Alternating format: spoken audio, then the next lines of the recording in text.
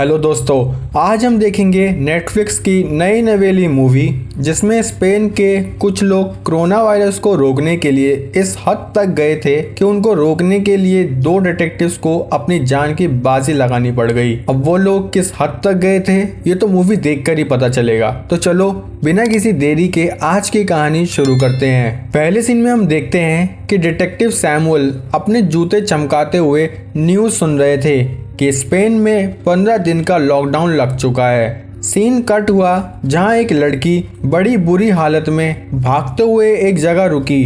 उसके हाथ में एक सस्ती बार्बी डॉल भी बंधी हुई थी। इतने में वहां एक पुलिस वाला आया और पूछने लगा कि क्या हो गया। इतना सुनते ही उस लड़की ने जियान की तरह चिल्लाना शुरू कर दिया। अब ये लॉकडाउन का पहला दिन था। डिटेक्टिव सैमुअल और उनकी साथी डिटेक्टिव कैस्ट्रो उस लड़की से मिलने हॉस्पिटल में आए। असल में वो लड़की 3 महीने से गायब थी और लॉकडाउन लगते ही वो अचानक से सबके सामने आ गई।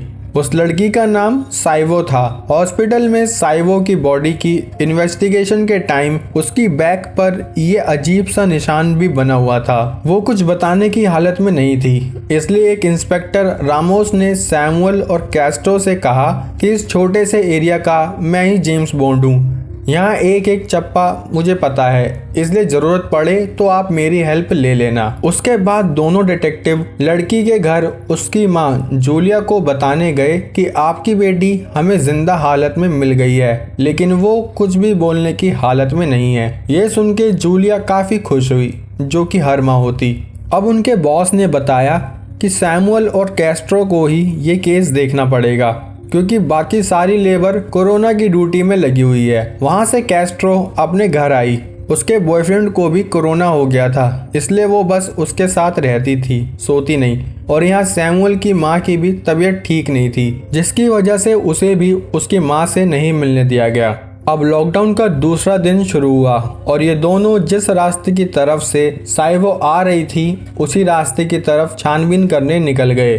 छानबीन के बीच वो एक कार की चेकिंग करने लगे। कार में उन्हें एक लड़की बेहोश मिली और तभी डिटेक्टिव्स को देखकर एक लड़का जेब कतरों की तरह वहां से भागने लगा। दोनों ने मिलके उस लड़के को पकड़ भी लिया और तब पता चला कि वो लड़की तो बस ड्रग्स लेके बेहोश थी। डिटेक्टिव्स भी सोच रहे थे कि आखिर कौन सी गाली बढ़िया रहेगी इन दोनों के लिए। खैर, कैस्ट्रो को फोन आया कि अब साइवो को होश आ चुका है, लेकिन जब वो हॉस्पिटल पहुंचे तब डॉक्टर ने बताया कि साइवो को बोलने की हालत में आने के लिए कम से कम 1-2 महीने तो लग सकते हैं। उसके बाद वो दोनों साइवो के सौतेले बाप से मिलने निकल गए, क्योंकि जैसे ही जूलिया ने डिवोर्स लिया था तभी से साइवो गायब हो गई थी। सवाल जवाब करने पर जूलिया का एक्स बोला कि साइवो से मेरा कोई लेना देना नहीं है, उल्टा मैं तो उससे नफरत करता हूँ। साथ ही बताया कि पहले भी पुलिस बार बार आकर मुझसे सब पूछ चुकी है, तो मेरा मत्था गरम मत करो।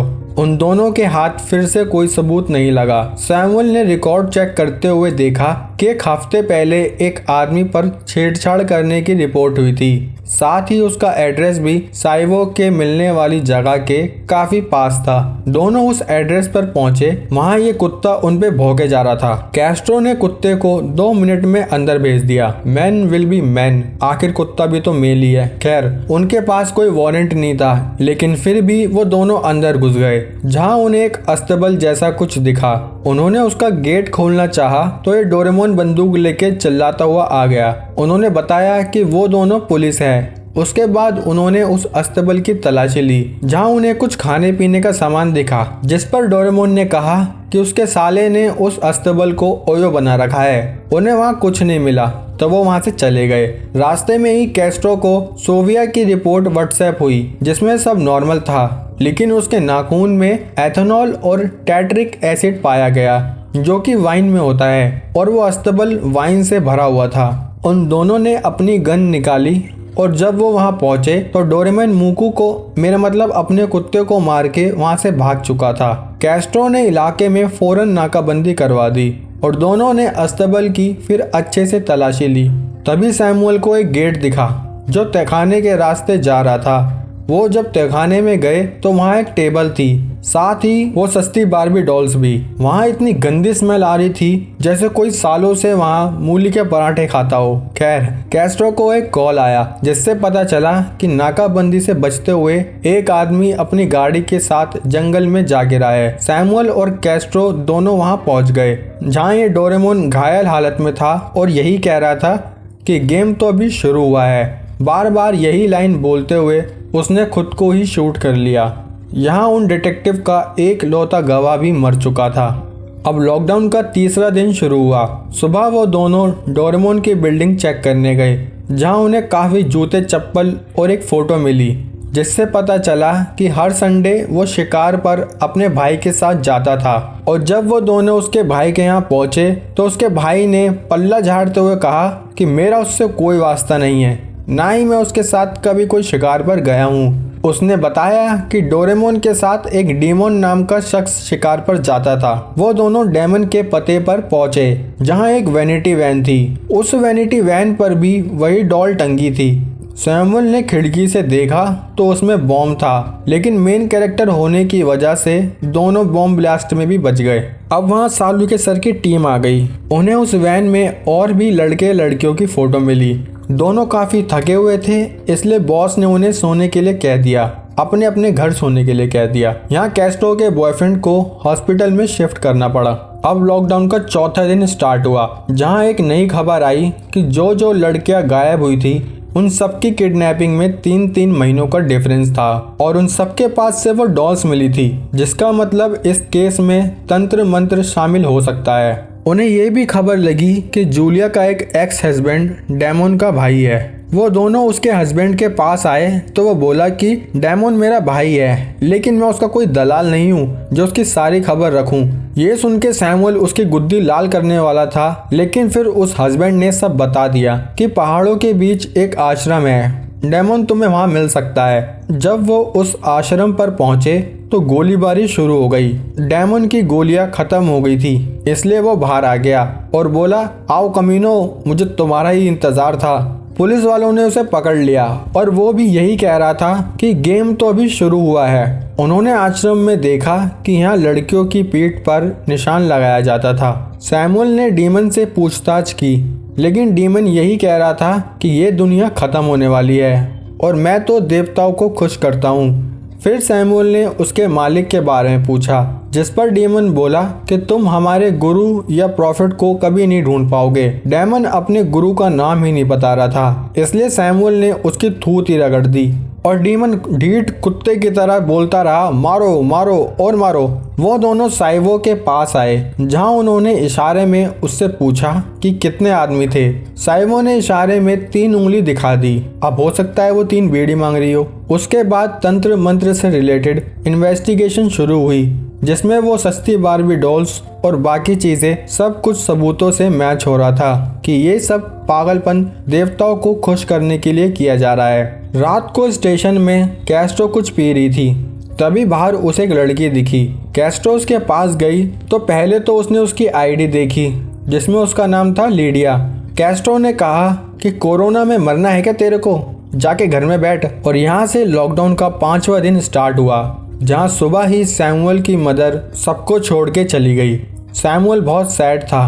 तभी खबर आई कि एक और नर्स गायब हो गई है। वो बहुत गुस्से में था, इसलिए वो डीमन को उठा के उसी आश्रम में ले गया। डीमन बोला, यहाँ क्या करने लाए हो? सैमुअल उससे उसके गुरु के बारे में पूछने लगा, लेकिन डीमन उससे फिर से कुछ नहीं बताता। इस बार सैमुअल दुखी था और उसे गुस्सा भी आ रहा था, इसलिए उसने डीमन की एक टांग में गोली मार दी। लेकिन डीमन कुत्ते की तरह वफादार तब भी कुछ नहीं बताता। तभी वहाँ बॉस आ गया और उसने सैमुअल की इस हरकत की वजह से उसको सस्पेंड कर दिया। सैमुअल ऑफिस से अपना बोरिया बिस्तर लेने गया, लेकिन तभी उसे एक 20-25 साल पुरानी फोटो दिखी जिसमें एक कोच ने वही सस्ती डॉल का लॉकेट पहना था। तब सैमुअल इंस्पेक्टर रामोस के पास आ गया क्योंकि उसको उस एरिया की अच्छी नॉलेज थी। सैमुअल उस फोटो के बारे में पूछने लगा। तब रामोस ने कहा कि इसको द प्रॉफिट के नाम से जानते हैं, लेकिन अब वो गायब है, पर मैं उसके पिता का घर जानता हूँ। वहीं हॉस्पिटल में डॉक्टर ने कैस्ट्रो को बताया कि उन्होंने साइवो की पीठ वाला निशान अपने वार्ड में एक और लड़की की पीठ पर भी देखा है। तब तक कैस्ट्रो के पास सैमुअल का मैसेज आया कि मैं रामोस के साथ एक लोकेशन पर जा रहा हूँ, तुम भी जल्दी से पहुँचो। उसने वो लोकेशन भी उसे भेज दी। सैमुअल वहाँ पहुँचा तो वहाँ उसी नर्स की कार थी जो सुबह गायब हो गई थी, और जब ये बेडरूम में गए तो वहाँ बेड से एक कंकाल बंधा हुआ था जो शायद उस गुरु के पिता का ही था। यहाँ हॉस्पिटल में वो निशान और किसी पर नहीं बल्कि उस दिन बारिश में भीग रही लीडिया की बैग पर ही था। कैस्ट्रो ने लीडिया से सब कुछ पूछा। तब लीडिया ने बताया कि उनके गुरु द प्रॉफिट का असली नाम रामोस है और यहाँ सैमुअल रामोस के साथ ही था। रामोस ने सैमुअल में वही सारी गोलियां उतार दी। कैस्ट्रो भी जल्द ही उस लोकेशन पर आई तो देखा सैमुअल अब नहीं रहा। उसके घर के पास एक माइन दिखी। कैस्ट्रो अकेले ही माइन में चली गई जहाँ उसे वो नर्स बंधी हुई दिखी। कैस्ट्रो उसको छुड़ाती कि इतने में पीछे से रामोस ने गोली चलाई। अब रामोस एक बंगाली बाबस बन के सामने आया और बोला कि तुम नहीं समझोगे देवताओं को खुश करना क्या होता है, और वो कैस्ट्रो को गोली मारता कि इतने में कैस्ट्रो ने उसमें ही भर भर के गोलियां पेल दी। आखिरकार रामोस मर गया, लेकिन तब भी वो एक ही बात कह रहा था कि अभी तो ये गेम की शुरुआत है। यहाँ से सीन कट हुआ और कैस्ट्रो अपने बॉयफ्रेंड के साथ हॉस्पिटल में थी और इतनी डेथ बॉडीज देखकर कैस्ट्रो ने भी यही कहा कि शायद दुनिया खत्म होने वाली है। और अगर नहीं चाहते कि दुनिया खत्म हो तो जल्दी से चैनल को सब्सक्राइब कर दो। यही था हमारी कहानी का एंड दोस्तों। मूवी ने हमें सिखाया कि कभी भी अंधविश्वास पर इतना ज़्यादा भरोसा नहीं करना चाहिए कि सही और गलत का फ़र्क ही भूल जाएं। अगर चाहते हो दुनिया ख़त्म ना हो तो चैनल को करो सब्सक्राइब, और वीडियो अच्छी लगी हो तो लाइक कमेंट तो बनता ही है। तो मिलते हैं हमारी अगली वीडियो में, तब तक के लिए जय हिंद।